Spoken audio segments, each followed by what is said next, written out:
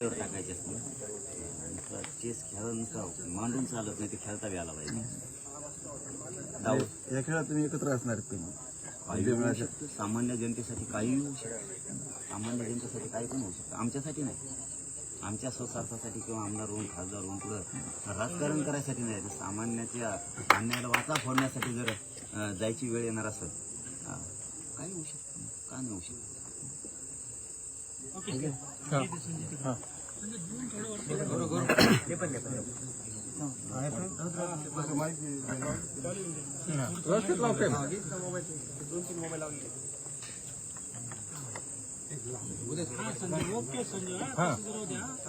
विधानसभा निवडणुकीचा तारखा जाहीर झालाय. आज आपण जरांगे पाटलांची भेट घेतली, नेमका उद्देश काय होता?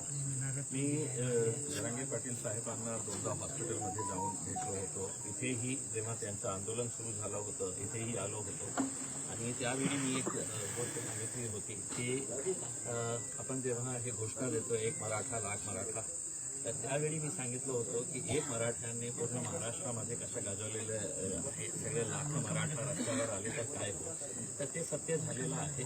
आणि मी जरांगे पाटील साहेबांच्या सुरुवातीपासून फॅन आहे या कारणाने की एक छोटासा गावाचा सामान्य माणूस आपल्या समाजाच्या हितासाठी जेव्हा त्याची प्रामाणिकता लोकांना कळतं तर सगळं समाज त्याचा मागे कसा येतो त्याचा एक ज्वलंत उदाहरण म्हणजे जरांगे पाटील साहेब आहे. आणि ते आपल्या भूमिकेवर ठाम आहे की कधीही त्यांनी आपली भूमिका बदललेली नाही आहे, ते आपल्या समाजासाठी लढत आहे.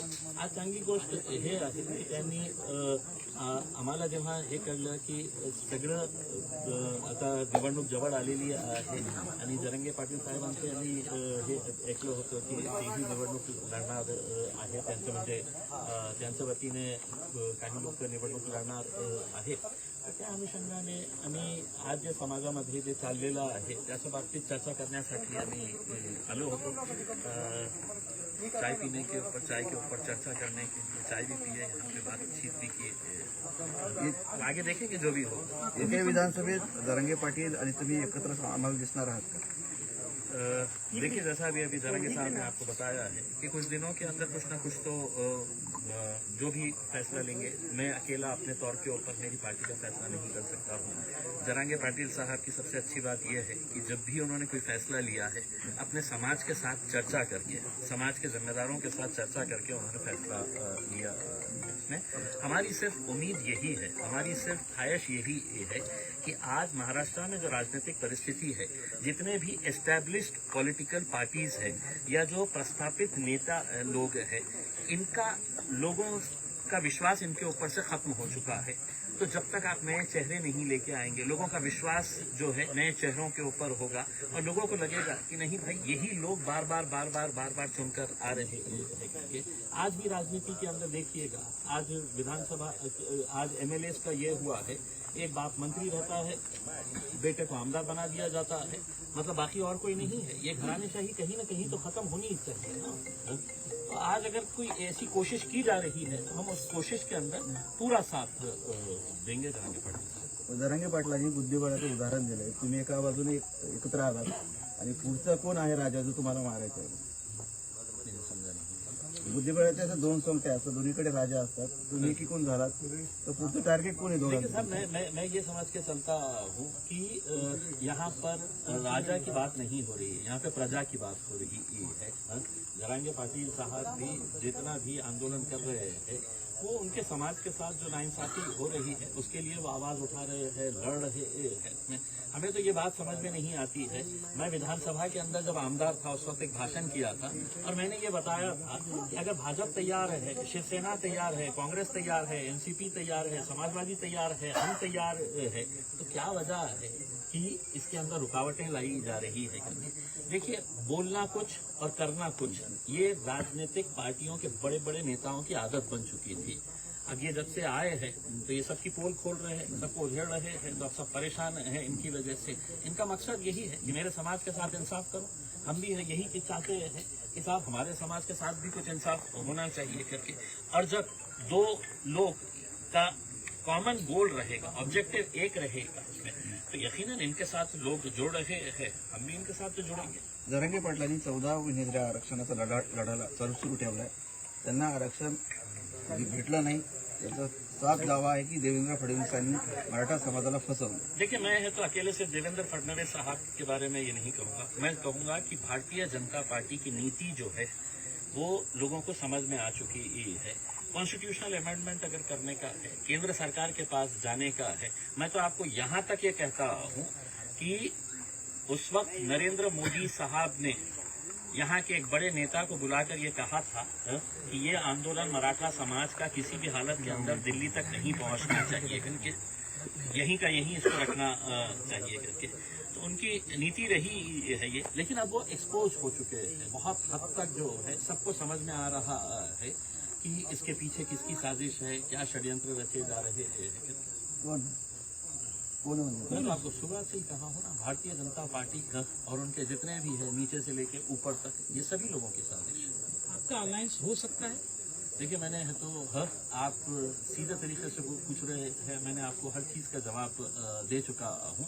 अलायंस का मतलब क्या होता है? जब आप एक कॉमन गोल को हासिल करना चाहते हैं, और वो कॉमन गोल क्या है करके समाज के अंदर अगर हमको परिवर्तन लेके आने का है. आज जो जाति धर्म के नाम के ऊपर जो घटिया राजनीति यहाँ पर देखने को मिल रही है, मुझे खुशी इस बात की है. मैंने जरांगे पाटिल साहब के तमाम ऐसे भाषण सुना हूँ, कहीं पर भी वो ये नहीं कहते हैं कि साहब ये समाज ने वो समाज के खिलाफ बोलना चाहिए, ये धर्म ने दूसरे धर्म के बारे में कुछ बात करना चाहिए.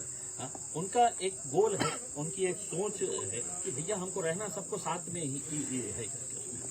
उन्होंने कितने उदाहरण अपने गांव के दिए हैं यहाँ पर कि उनके गांव के अंदर किस तरीके से अच्छा. लेकिन आज क्या वजह है कि महाराष्ट्र के अंदर जाति धर्म और मजहब की दीवारें खड़ी की जा रही है. उसको कहीं ना कहीं गिराना चाहिए. और वो कौन गिरा सकता है? जो एस्टेब्लिश लीडरशिप है, उनसे हमारी उम्मीदें खत्म हो चुकी है. तो जो नई लीडरशिप डेवलप हो रही है, अगर वो प्रामाणिक है और जिसको मैं जरांगे पाटिल साहब के अंदर देखता हूँ, तो मुझे भी ऐसा लगता है कि एक नई पहल हो रही है, क्यों ना हमें कोशिश करके देखेंगे. जरांगी पाटिल की जो आंदोलन था उसका जो फायदा है मुस्लिम तबके के बच्चों को भी मिला है. इस वजह से भी आप देख सकते हैं कि 100%. मैं जैसा आपको ये बताया हूँ ना कि जब फायदे मिलते हैं, किसको फायदा मिलना चाहिए साहब? जो सबसे गरीब लोग हैं. आज अगर आप बोलेंगे कि इम्तियाज अली तुमको रिजर्वेशन चाहिएगा करके, तो इम्तियाज अली को नहीं चाहिए. लेकिन मेरे समाज के अंदर भी जो गरीब लोग हैं, जिनकी आवाज कभी नहीं पहुंचती है, जो मजबूर है, जो बेसहारा है, तो वैसे लोगों के लिए ही ये लड़ाई जो है वो जरांगे पाटिल साहब ने शुरू की थी उसमें.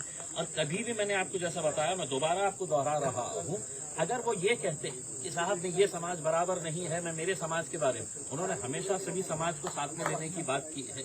आज अगर इलेक्शन की बात हो रही है तो ऐसा नहीं है कि वो दूसरे समाजों को साथ में नहीं ले रहे हैं. सभी समाज के लोगों को समझना चाहिए, या तो उन बेमानों का साथ दे, या एक नई पहल जो हो रही है तो उसका साथ दे करके अब जनता को तय करना है. जलील सर, त्याच्यामध्ये असं आहे की मनोज जरांगे तर सोशल इंजिनिअरिंगसाठी फार प्रयत्न चालू आहे. त्यांना दलित, मुस्लिम, धनगर, मराठा, तुम्हाला वाटते की हे सिच्युएशन आताची जी आहे ते योग्य आता गणित बसू शकतं, योग्य संधी आहे? मला असं वाटतं की 2024ची हे जे निवडणूक आहे याच मुद्द्यावर असणार आहे की आज महाराष्ट्रामध्ये किंवा देशामध्ये जे आज जाती धर्माचा तेढ निर्माण करण्याचा जे प्रयत्न सत्ताधारी आणि विशेषकर भारतीय जनता पार्टीकडून जे सुरू आहे ते कुठेतरी थांबायला पाहिजे. आणि आज सगळ्यात जास्त महाराष्ट्राला काय आवश्यकता आहे तर सोशल इंजिनिअरिंगची. म्हणजे सगळे जाती धर्माचे कोणत्याही माणसाला एकमेकाशी द्वेष करायचं नाही आहे. उनको अपनी रोजी रोटी से है तो फिक्र ये है, परेशान है, किसान परेशान है. ऐसे हालात के अंदर कौन जाति धर्म के बारे में है तो सोचते रहेगा अगर उनका पेट खाली ही है तो उसमें. तो अगर सबके बारे में अगर सोच रहा है कोई, तो हम यकीनन उसको पूरी तरीके से साथ देंगे. और हमारा यही कहना है कि 2024 का इलेक्शन जो है वो सभी जाति धर्म और मजहब के ऊपर उठ के, हाँ हम सब एक है. हमें गर्व के साथ कहना है कि मला अभिमान है कि मैं महाराष्ट्रीयन आहे, मुझे गर्व है कि मैं भारतीय हूँ.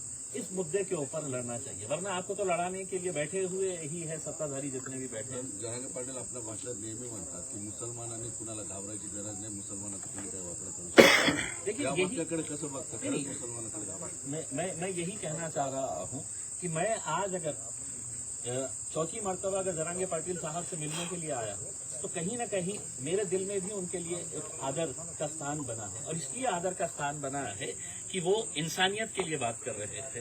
उन्होंने कभी ये तो जाति धर्म और मजहब के हिसाब से बात नहीं किए हैं, उन्होंने सबका साथ लेने की बात कर रहे हैं। इसका मतलब ये नहीं है कि भाई मुसलमानों को घबराने की, उनका पैगाम यही है कि दलितों तुमको भी घबराने की जरूरत नहीं है, ओबीसी समाज को भी किसी को भी घबराने की जरूरत नहीं है। सिर्फ आपको समझने की जरूरत है कि आपके खिलाफ जो साजिशें रची जाती है और उसके जरिए कैसा राजनीतिक फायदा उठाया जाता है वो खत्म होना चाहिए। आपण राज्यामध्ये किती जागा लढवणार आहात? नाही, आता ते ठरलेलं नाही आहे. काही पत्रकार येत असेल तर तिकीट द्यायला तयार आहे आम्ही. ठीक आहे भैया.